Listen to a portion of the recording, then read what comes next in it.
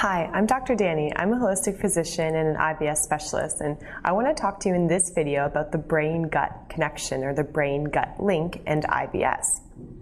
If you suffer from IBS and have tried everything your doctor has given you and still have found no relief from your IBS symptoms, an integrative or holistic approach to IBS can help you because the brain and gut are very connected.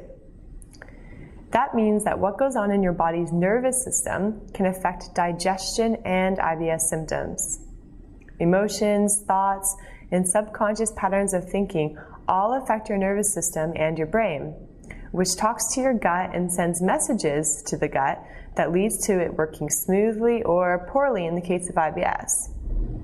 The brain controls the digestive system through a special nervous system called the ENS, or enteric nervous system. Emotions and thoughts have a direct effect on the gut and on digestion and nutrient absorption through this special ENS network. The ENS is so important that scientists have nicknamed it the second brain, or the little brain in the gut. The second brain in the gut can make chemicals and hormones that in turn affect the real brain without getting messages from the brain first. So it can actually work kind of on its own as well. So I want to talk about now how stress affects the brain to gut connection. When the body is under chronic stress, hormones get turned on in the big brain and lead to the release of stress hormones in the adrenal glands, called cortisol. Chronically high levels of the stress hormone called cortisol are bad, and it leads to decreased immune system functioning, weight gain, problems sleeping, and digestive problems. The brain-gut interaction is involved in this process.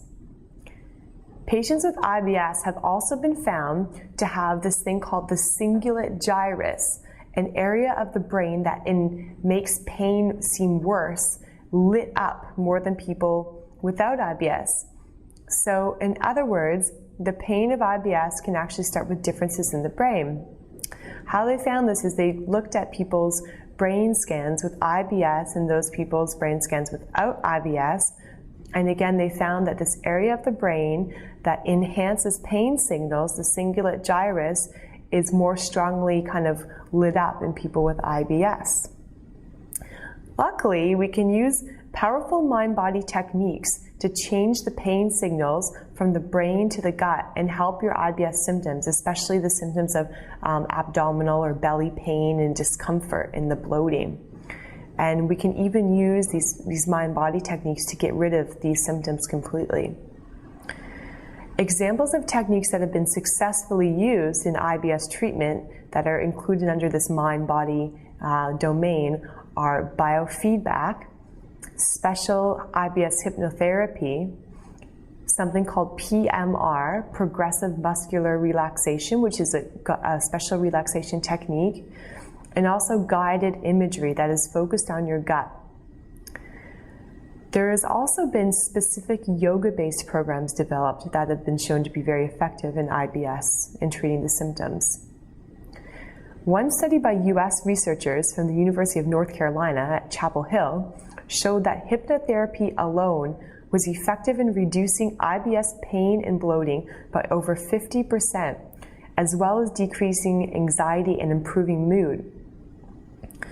Another very exciting brand new study in the Scandinavian Journal of Gastroenterology looked back, meaning it's called retrospectively, meaning they looked at those people who had already been treated with hypnotherapy alone, and they looked at the long-term effects of hypnotherapy for IBS and concluded that it is a very effective technique or treatment for IBS with long-lasting results going into years at decreasing IBS symptoms. Keep in mind that in both of these studies, hypnotherapy was the main treatment used for the IBS. Just hypnotherapy alone was having a huge effect on improving IBS symptoms. So it is even more powerful and more effective when combined with the other best tools for IBS that we have out there, such as food trigger identification and restoring the healthy gut flora as part of a holistic approach to IBS.